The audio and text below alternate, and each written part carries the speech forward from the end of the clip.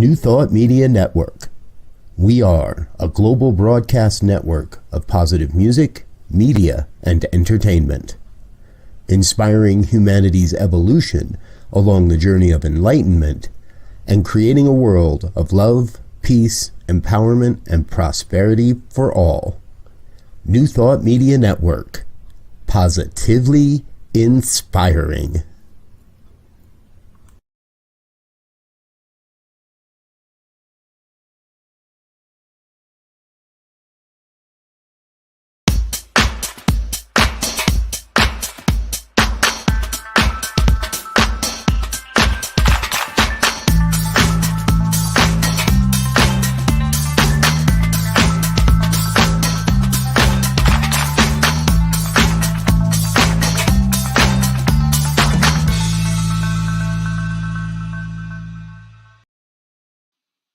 Why, hello there. Yes, it's me, Bonnie. Yes, Bonnie Morgan Gonzalez, your doula for grief.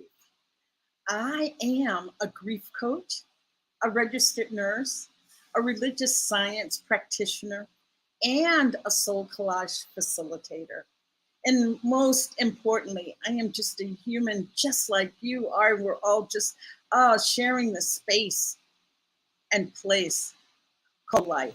So I'm here with you to enjoy and also to just, raise our awareness around grief. And I just want to say, if this is your first time joining, welcome, welcome, and know that you'll return.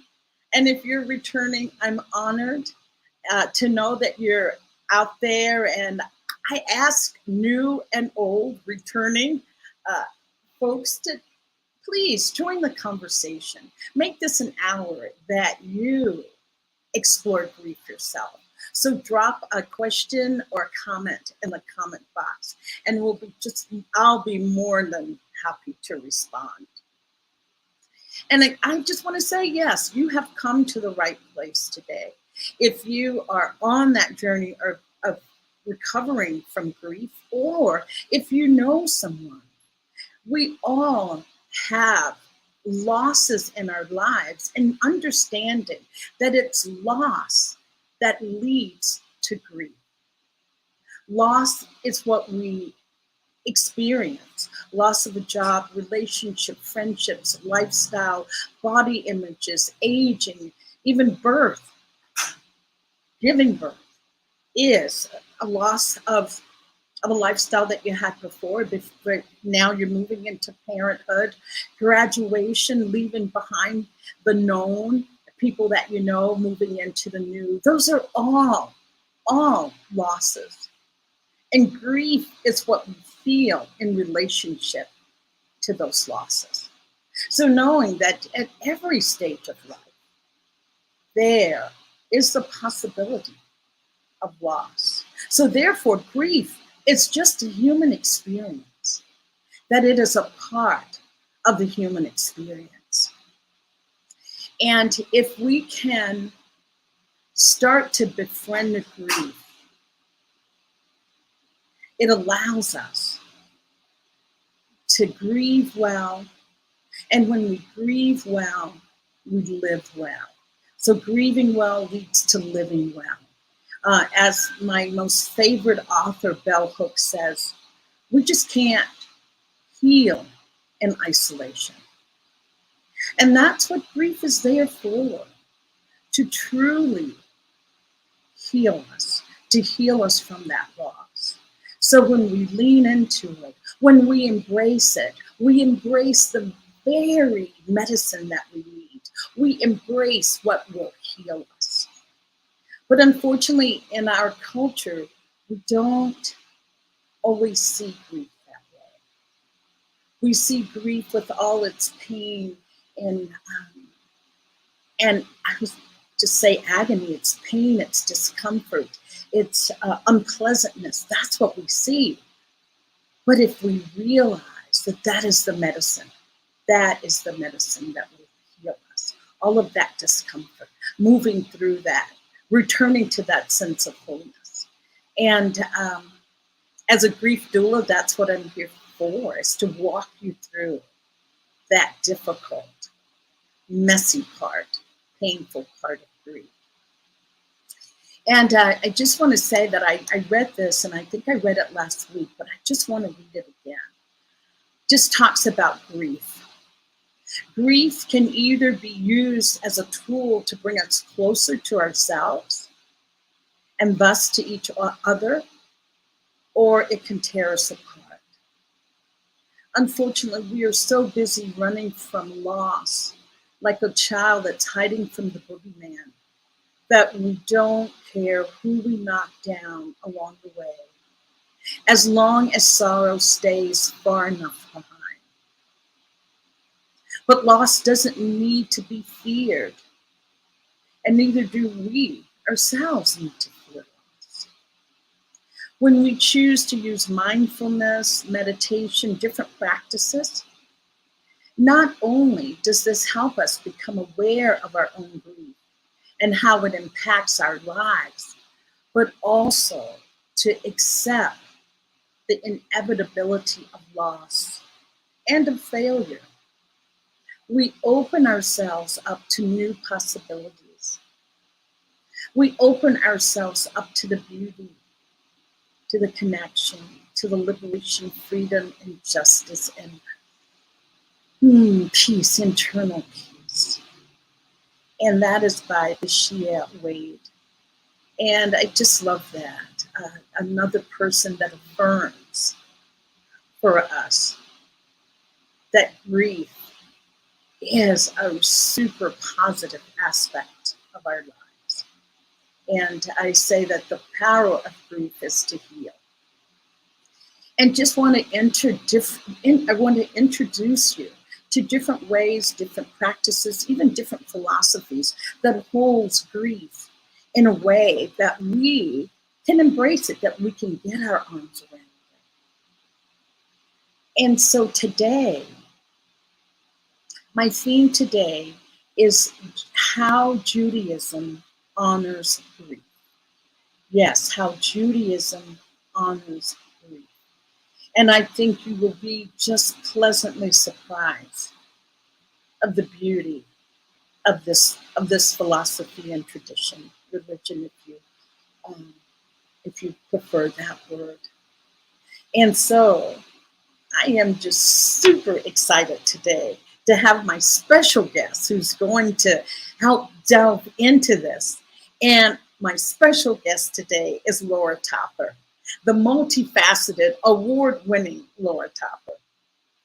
Laura hosts her weekly broadcast, The Cosmic Prayer Show, the Women of Power Immersion Love Show, and Wisdom of the Mystics, right here on New Thought Media. And Laura, congratulations to Laura. Laura has just completed her ministerial studies this year from Centers for Spiritual Living on the Florida campus. As I said, Laura is also a licensed practitioner, a religious science practitioner. And Laura also holds a master's degree in exercise and health, behavior, and menopause. Ladies, we've got to study here. Laura is also a labyrinth facilitator. And as I mentioned, Laura is an award-winning person. She received the Global Services 2022 award from the Centers for Spiritual Living. So help me welcome Laura Topper to the show here today. Hello, Laura. Thank you for being here. Oh, I'm just over the moon with excitement to have you here because I think, Laura, you have some experience that you can share with us around Judaism. But before we do that, would you honor us with telling us a little bit about yourself, Laura?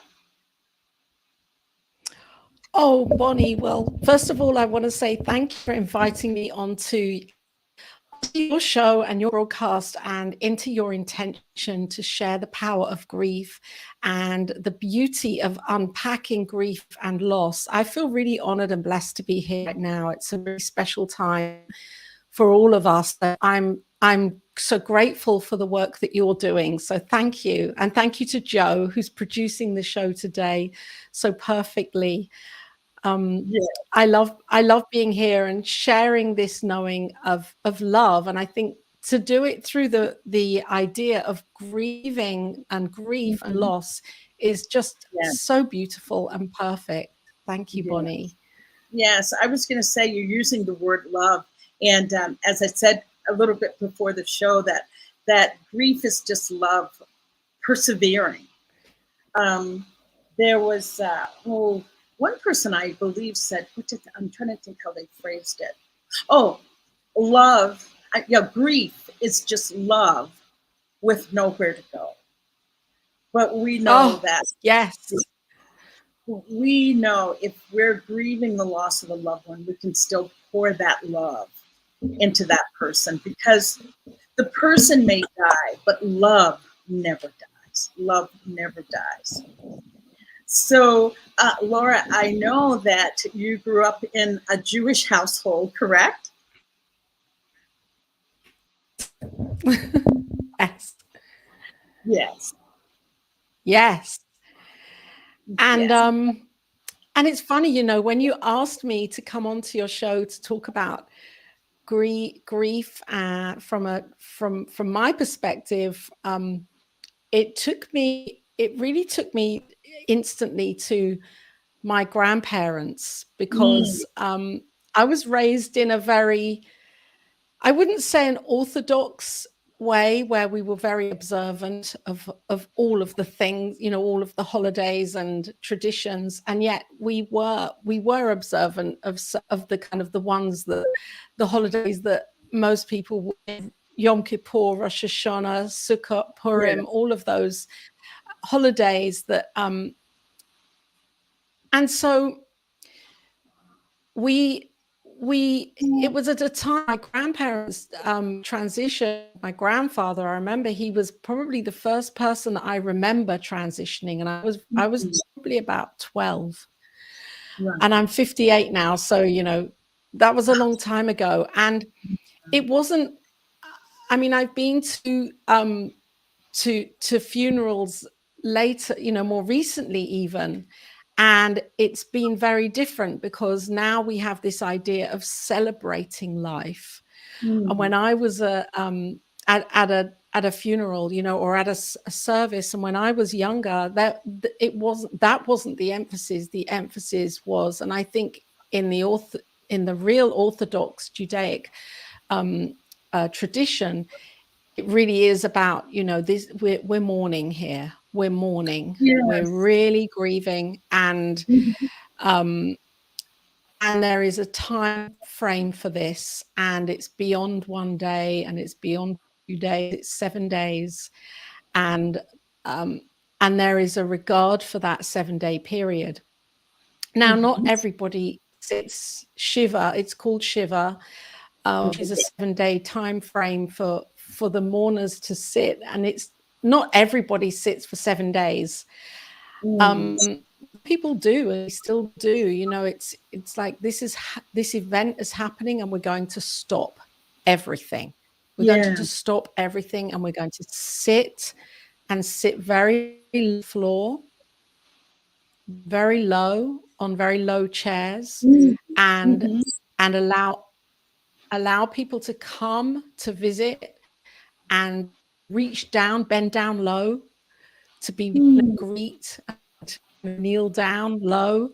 So there's this whole thing about being close to the ground that really came to me, of being grounded, and kind of, you know, that's where the body is. The body has, you know, it's been laid to rest in the ground. So I think for me, it feels very grounding, whole experience of sitting Shiva. Right. I didn't know the aspect of sitting low, Laura. That does. That feels that grounding, like absorbing, allowing Mother Earth even to support you as you're going through this time. Yeah. I didn't know that aspect of sitting Shiva. And it's a time where, you know, the close family would be expected to do nothing whatsoever. Mhm. So no cooking, no washing, no cleaning, no, it's almost like sitting Shabbos, which is the Friday night when we light the candles on the Friday night, and we have that regard for our day of rest that in the Judaic tradition, which is a Saturday. If for those that are very observant, they don't do anything.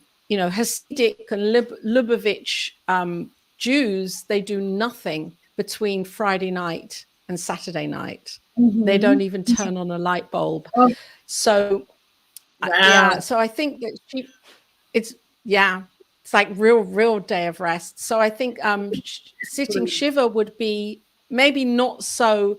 I'm talking about Orthodox, Yes, it would be yes, I quite, do. you just really do nothing and you be in this of grieving and allowing the emotions to be very observed by others. There's no holding back with the feelings and the flow and the crying and the pain and the agony of it. Yes, yes. Yeah. Lauren, could I ask you, is sitting Shiva, is it just for the death, or can you do it for other reasons? The reason I ask, I don't know if you know American politics. Laura's in the UK, but in the state of Georgia, there's a really famous politician. Her name is Stacey Abrams, and she was an African American woman, first African American woman to run for governor of that state. And she lost it by some, we'll just say, dubious reasons. It wasn't quite honest and forthright. It was totally devastating for the state, devastating for her. But she said that she sat Shiva. After she sat Shiva for 7 days, she came back with a plan. And she was victorious in her second run for governor. And I don't believe she's of the Jewish faith at all, but she used that term to say to sit Shiva for 7 days and able to go within. And listening to you say that, it sounds like a very quiet and meditative time.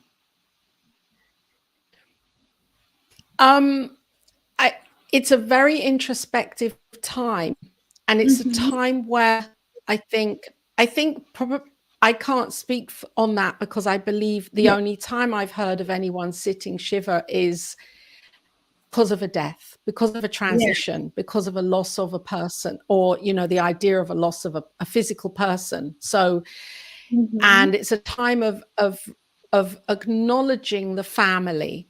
So it's like the close family will sit Shiva. So not everybody will, like distant cousins may not. It's more, it's the wife and the siblings and the mother and the father. It's the people that are really close to that person that would sit Shiva. So, and it really is honoring of of the family unit as well. So I think maybe what she's done is taken the idea of this and used it because there's been a loss for her. And so that's the way that she's been enabled to process it and kind of shut the world out, and work through.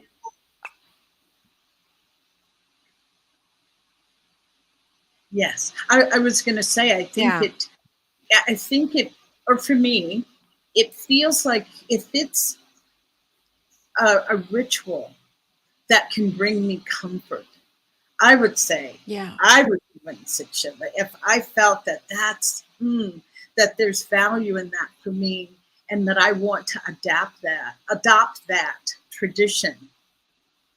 I don't feel that it would be disrespectful. Or what's your feeling on that? I think that to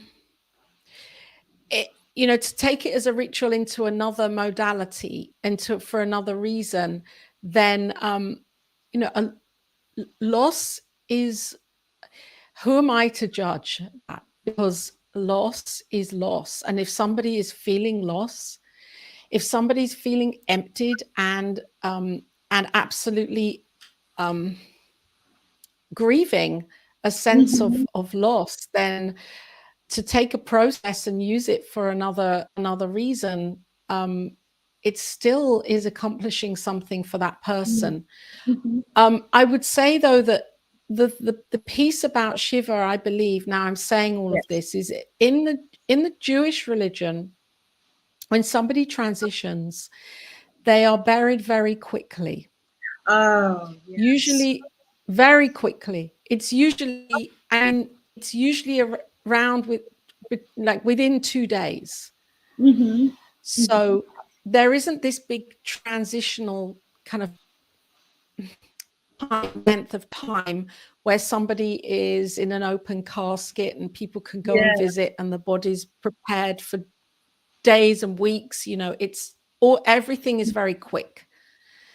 Everything is very quick. And so the Shiva is something that is very immediate, because if you can imagine, that would happen instantly. The Shiva, that person, would be buried, and then within 24 hours, and then the family is sitting Shiva. So it's a real time of deep, deep mourning and remembering.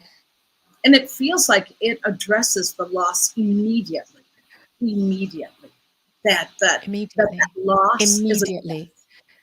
And so I'm just trying to phrase this in a way, with my own studies and working with people that have that loss of death, it is the sooner they can start that process of being allowed to grieve, the better. Because so many times in our society, it's suppressed. I've known, especially I was from the Baptist tradition, that the funeral could be a week later. And I just know when my own mother died, and I thought we acted very quickly, but it was about 4 days. And I just remember every day I kept thinking, oh, the funeral. It was so anxiety producing, knowing that it was coming up, versus if it had been immediate, that I could immediately start to address that loss, immediately be in grief. To me, that feels more in rhythm with loss. Yes. I know we have a little bit of a delay. I didn't want to overtalk. A little bit. It's okay. It's just teaching me patience here. Oh yeah, I was going to getting me to just appreciate being in the moment versus being in the moment and answer. But and also, Laura, I'm here in Mexico, so this has really been a cultural experience with looking at how this particular culture addresses, death and the process afterwards. Here, it's the same. If someone died today, everyone would come over tonight. Everyone. I mean, there would be a celebration in the street. People would come and there would be outside, and there's candles lit, and there's just this big visual overnight. The next day, they're taken for a church service and then buried, and everybody is together during this time. It's an immediate handling, an immediately attention to the body. And I think the reason for that is that historically, they couldn't embalm the bodies, because the bodies would just decay in the heat, with the heat. So they did this instantly so that the body didn't start decaying outside of the ground. Yes. Because of the heat. My husband's Cuban, the same thing there. You are buried immediately. The next 24 hours, everybody comes, be together, and then there's a ceremony for a burial ceremony that happens. And do you feel that tradition is carried on now, Laura, or is it becoming less and less? Where are we?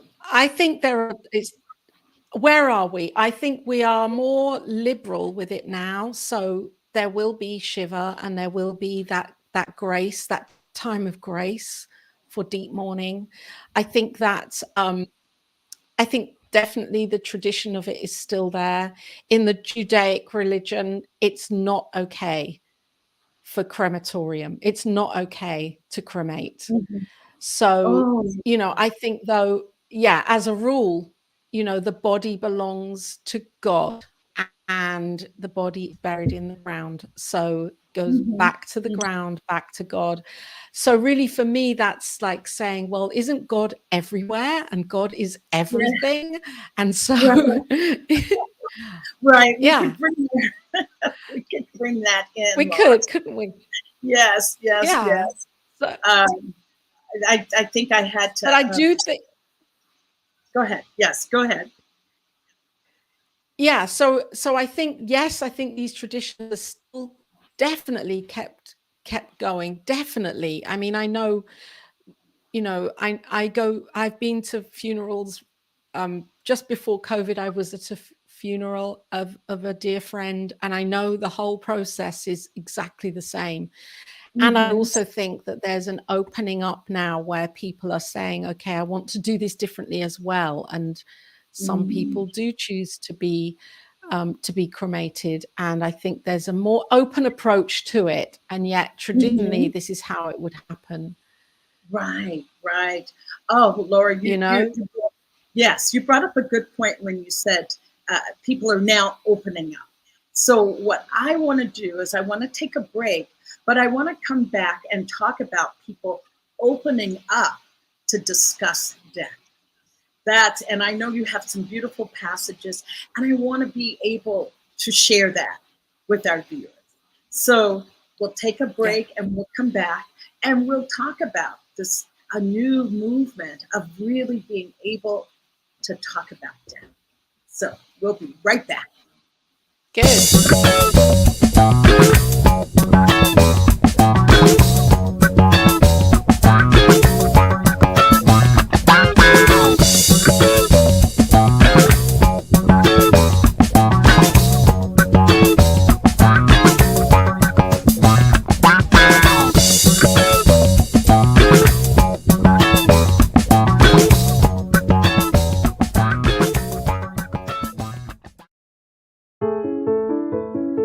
New Thought Media Network.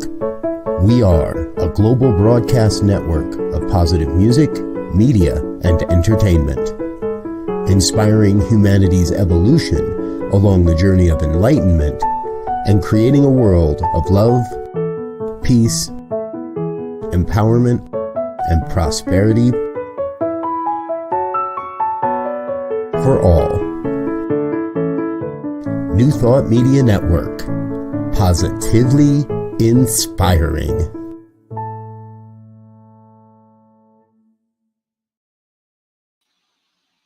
Hello, I'm back. Oh, I saw a little bit of a commercial break, but something happened. It said my browser didn't want to play. It said, did my browser die in the meantime? So we're back. We're back. So thank you so much. And, today is a very special day that we have Laura Topper here to help me explore the Jewish tradition of grief. And so that's what we're doing. And Laura was just sharing with us about sitting Shiva, and I did ask about if it's okay to maybe partake of that practice, if that's something that brings you comfort, and realizing, just understanding where the tradition comes from, and maintaining the respect for that tradition. So, Joe, is Laura still with us? Yes, a little circling there. I see it's happening. So we'll just give Laura a moment to come back. Hello, Laura. Welcome back.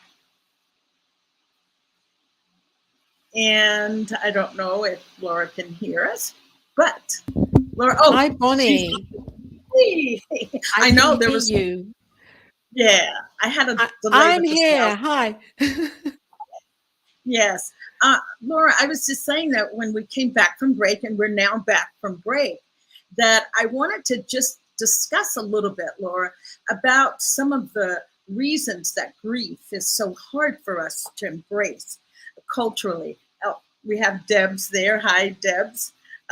Deb Love is with us. Thank you for joining, Deb. And hi to Laura as well. Hi, Debs. Yes. And what I was going to say to that, to our reason for, some of the reasons for our having such difficulty around the word grief and embracing grief, is because grief has and is associated with death. And that is a hard subject for our cultures to even talk about death.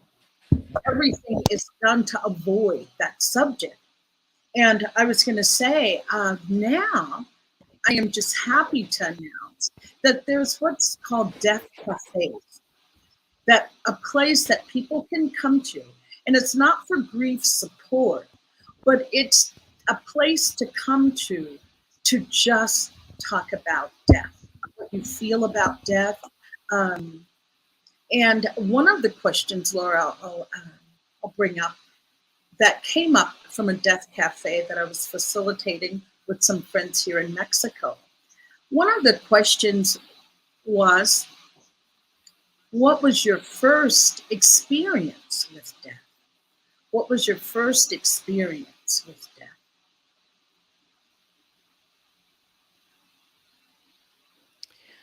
So when I think about that, my first experience was with my grandfather, and I was very young, as I said before, and I felt slightly detached because I didn't have a close relationship with him. So I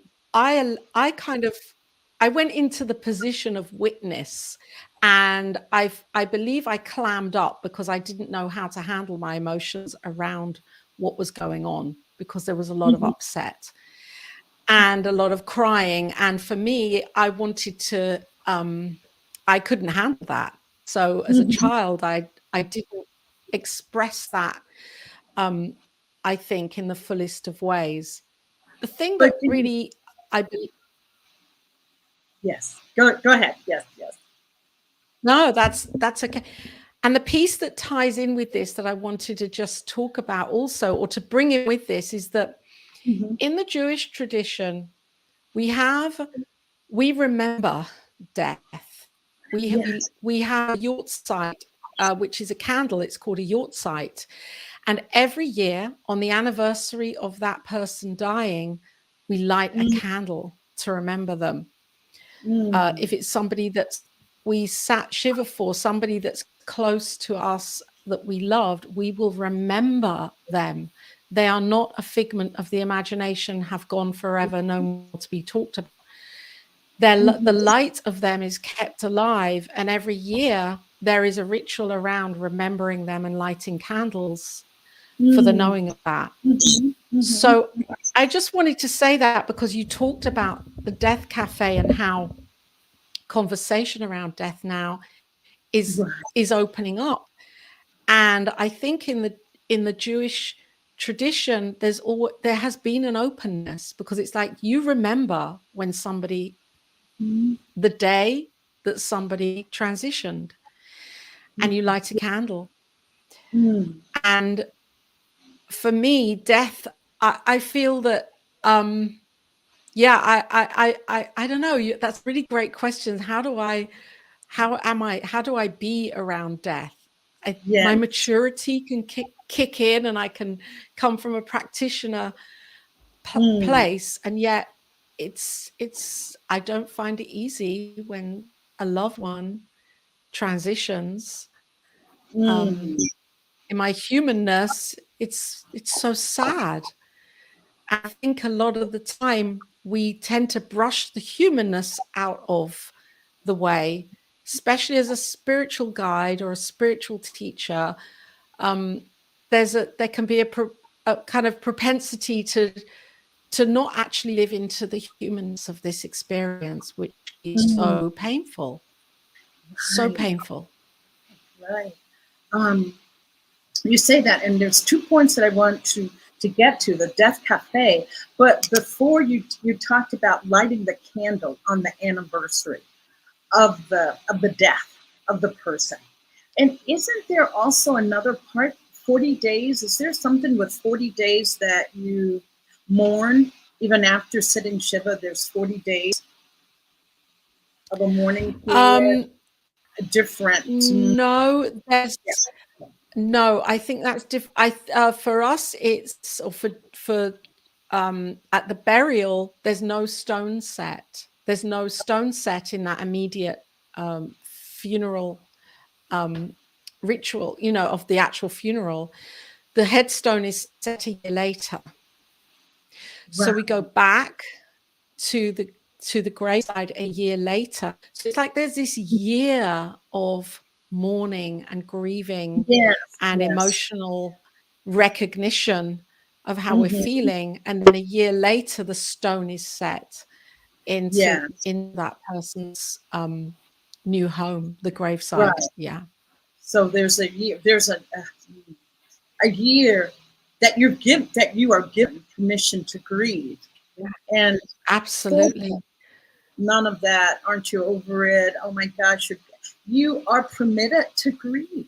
That's the beauty of it. Yes. You are given permission to grieve. Totally. I just, I feel that's so human, so humanistic to be able to have that space and place to just grieve. Yes, so because I was going to say grieving well, as I've said, leads to living well, and just being able to move through it without the residual that happens when we don't grieve and how it affects our health. There's so many consequences of unexpressed grief. There's so many detrimental consequences, and so I just applaud the religion for allowing that to be a part of it. And now I was asking you about talking about the Death Cafe and asking about your first experience with grief. And usually our first experience is what kind of sets the stage for us to move through life. So looking at that part, saying that you were not confused. It sounds like confused as to what to feel. And I'm going to share something here. So the next time that I experienced death was when I was 23, and I had a boyfriend at that time, and we had parted ways, and he was Italian, and he went back to Italy, and he was working on a boat, like on a cruise liner. And I had and we hadn't been together for about 2 years. And I had a call one morning from a friend of mine to tell me that he had transitioned.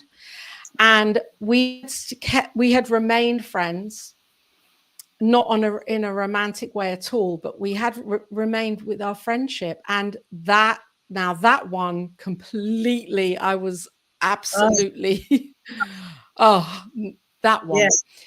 And and he was Italian. And what was incredible was that I had met his family. And I always think of Italian families are kind of the same as Jewish. It's that kind of family, the food, the love. It's like, totally, you can't get out of this web of this family, even if you want to, because there's always the food there, and love. And so it really allowed me to see that how they were grieving was very much like how I would have been grieving if he were Jewish, but he wasn't.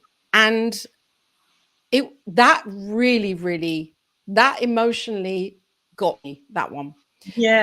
I didn't expect it, because he was so young, and he had so much to give in his life, and he was so full of life, and it let me just see, as I've reflected on this over years, Bonnie, that to really live this moment, because we just don't know, and it's like anything can happen. And so being present in the now and living in the fullness of this life, this is the lesson that Franco brings in for me, to really live it and enjoy it. Because I know he was enjoying his life when he transitioned. I know he was living his dream.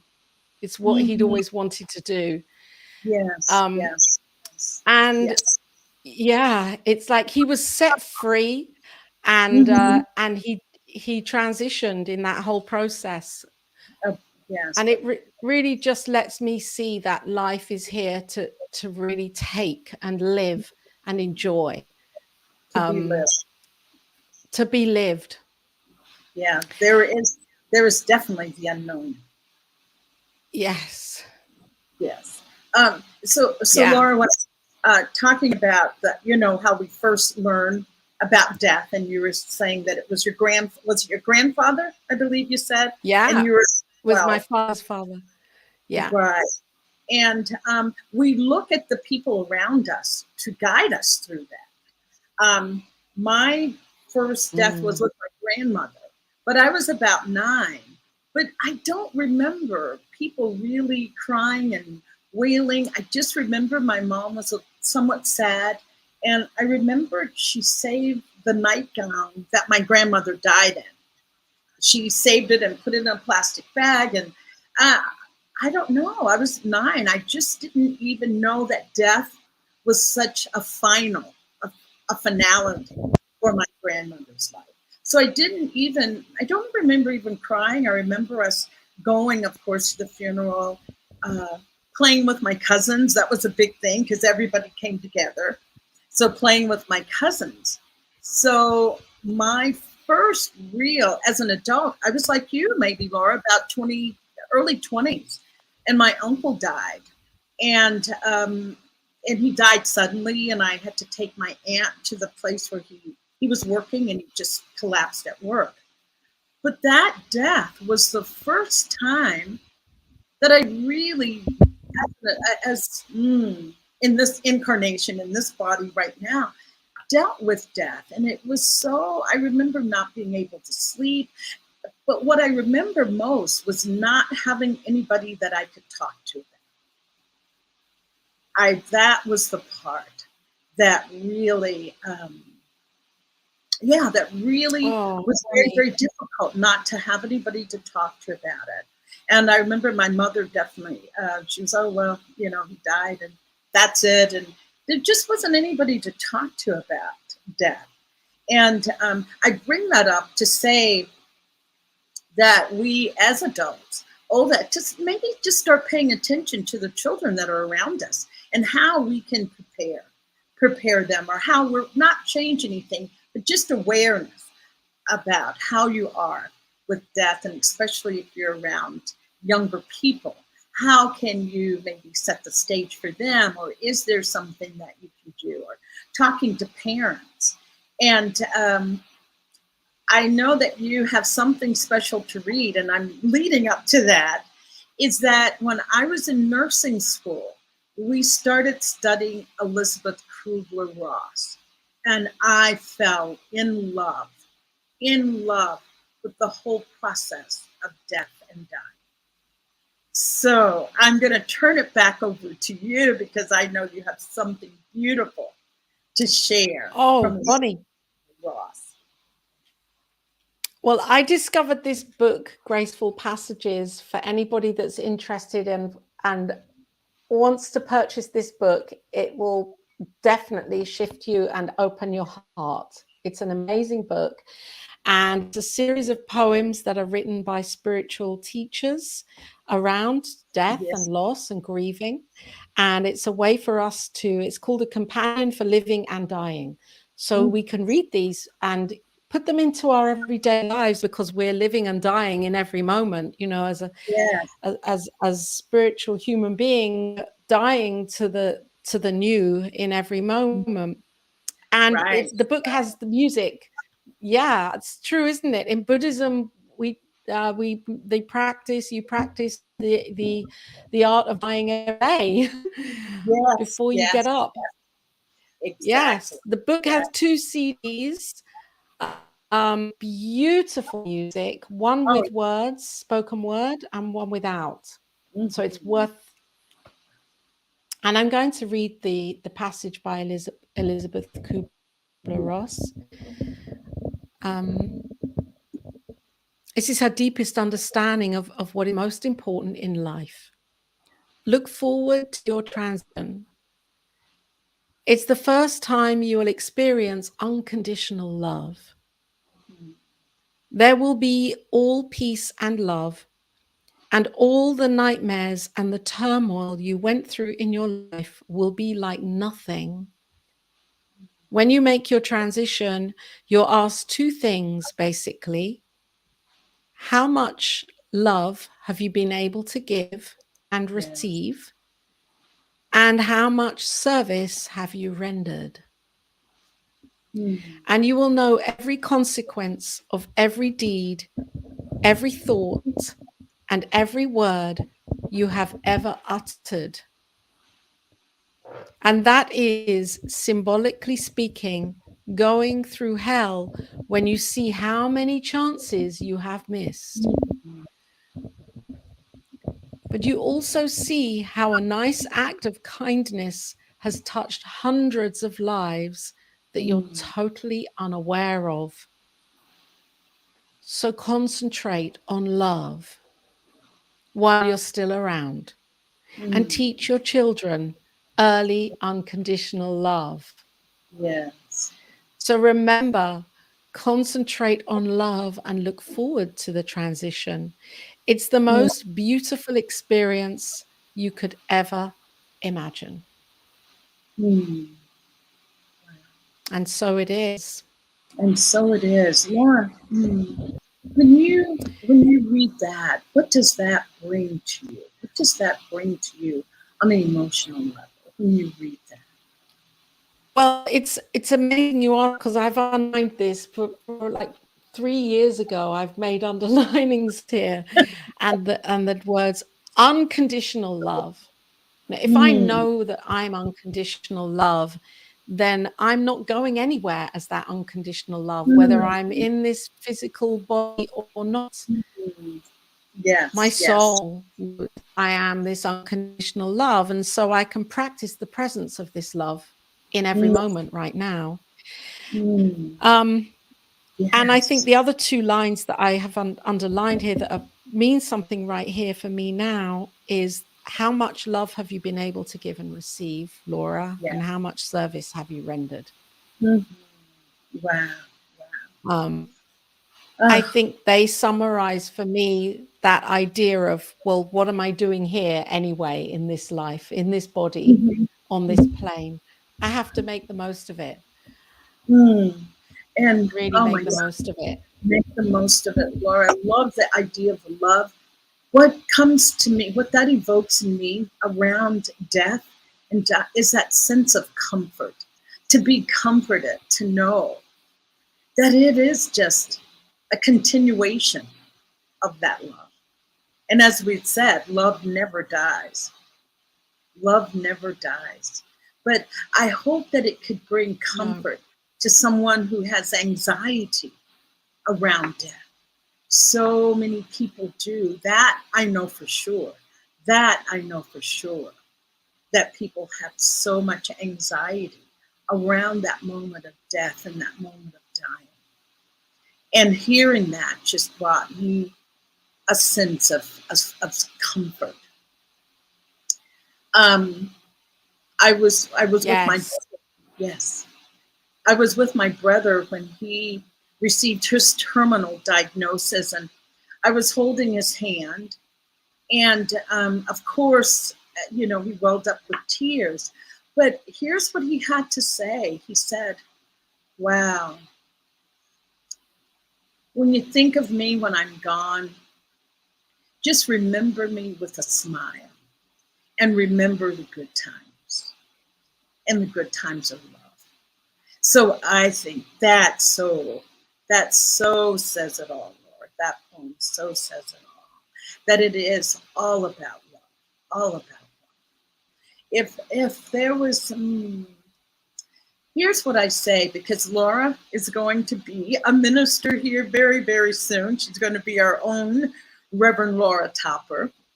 And Laura, what I feel is that you've heard of first responders, like people that, you know, the ambulance drivers, the first responders that are there at the scene of an accident. And I see spiritual leaders such as yourself being our emotional first responders, especially when it's with death.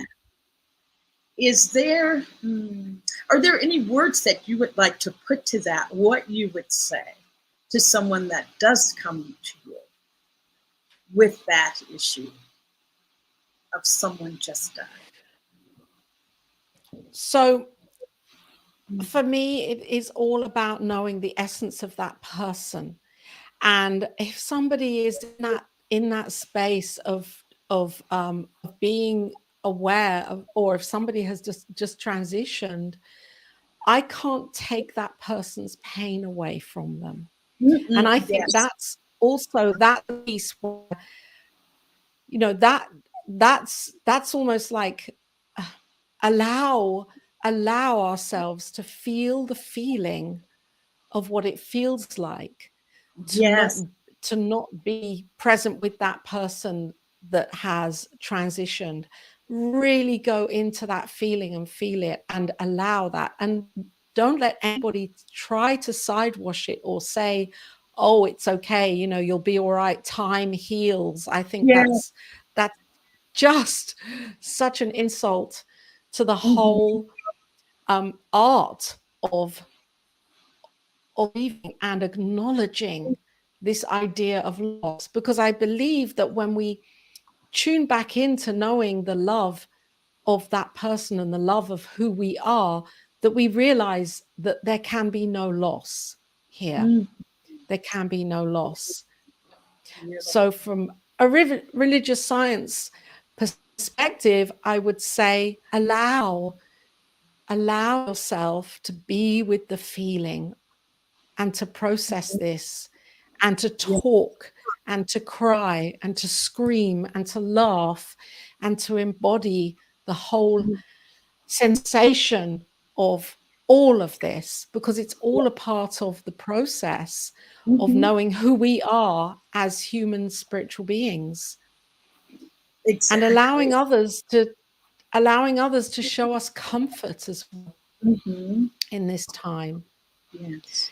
You know, everybody would handle the idea of death so differently. Yes, yes. And I love what you were saying about children, acknowledging that children are going to experience this in so many different ways. Yes. And that talking is so important. And that's why I honor you, Bonnie, and your work and what you're doing. Yes. And I want to say, I think that's why it's so important that what has come about with the death cafes now giving us carte blanche to talk about death.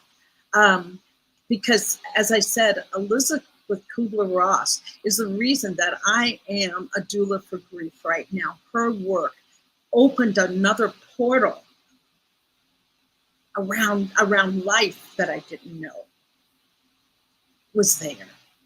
Wow. That it was, I didn't even know. Understanding death helped me embrace life fully. That fearing of death or not being able to talk about it was really holding my life back. And I wonder if people would take a look at that to see if that's true for you. Because if it is, start to slowly find ways to bring death into our daily, not daily, but into our conversations. And I don't know how you feel about that, Laura. I'll ask your opinion on that of bringing death into our conversations. I think it's an incredible,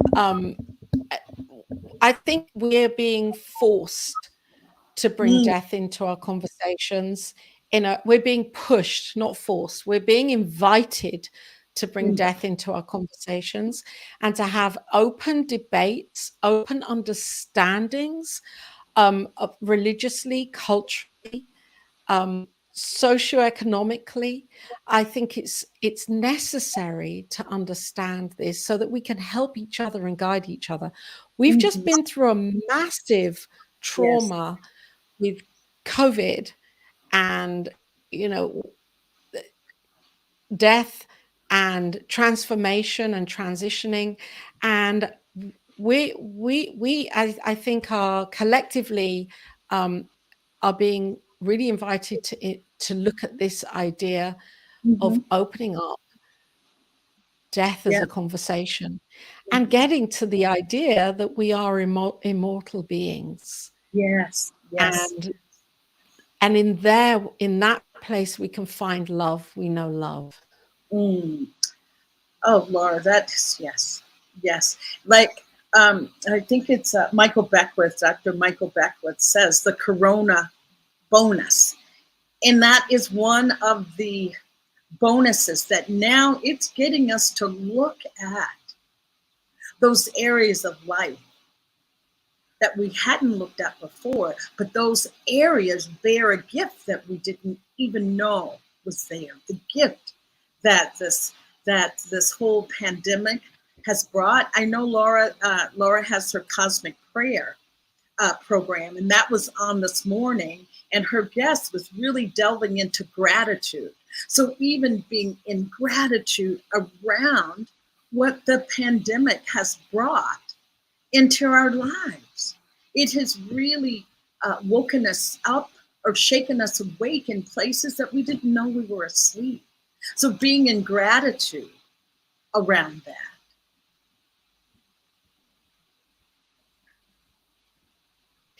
And I think gratitude, definitely. And I think just as you're saying that, going back to the Jewish tradition, when somebody passes, it's very normal to say to the family of that person, I wish you a long life. That's the thing that you would say. I wish you a long life to the mother or the father or the people that are close to the person that's transitioned. And that's a form of saying, let's be grateful right now and live this life and live it with longevity in our hearts and in our minds. Just know that we have this life to live and enjoy it right now. Yes. So, yeah, I don't think it's, for me, it doesn't feel like it's saying, well, you better have a long life because somebody's just died. It's like a reminder that life is here to be lived and enjoy it. Mm-hmm. Yes, continue to move on. I mean, or continue to go forward.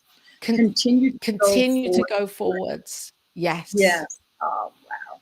Yeah. Laura, I thank you for being here, and I can't believe our time is at an end. And Laura offers so many beautiful services. Laura, your website, Joe, can you put up Laura's website? Oh, Laura okay, if you want to. Laura does tremendous work with empowering women, empowering mankind, period, or humankind. Let's put it that way. But humankind. Yes, empowering humankind. Please check out her website. Laura is truly a spiritual inspiration. She's on the cutting edge, the forefront of helping us this forward movement with her ministries that are to come and how she ministers to women and to humankind. And I just am so honored to have had you here today, Laura. Is there anything that we should know that's coming up for Laura Topper? Oh, well, look, I'm so grateful and honored to be here on your you talk about leading edge, cutting edge, and here you're, Bonnie, having this brave new conversation paving a new way for how we see grief and loss and transitioning and death. And I want to thank you for bringing this forwards, because it's so vital right now that we have this honest, authentic conversation around it.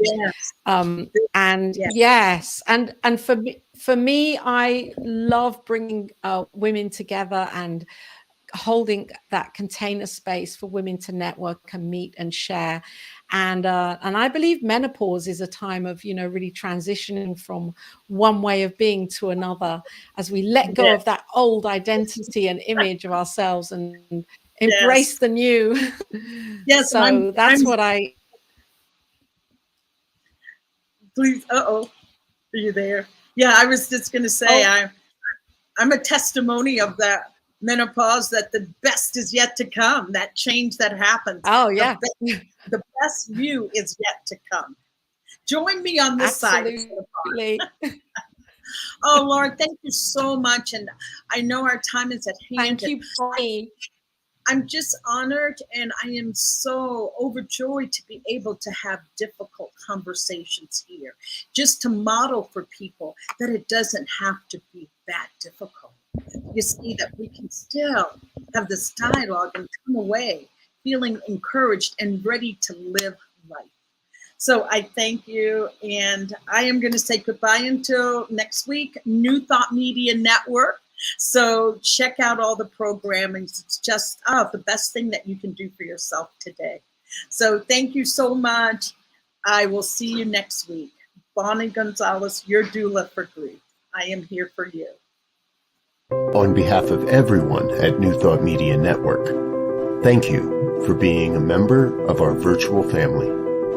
Your financial contributions help share the New Thought message with people from around the world. Please visit and contribute at www.ntmedia.org/donate. New Thought Media Network. Come be you. And please like, share, and subscribe. Until next time, peace and blessings.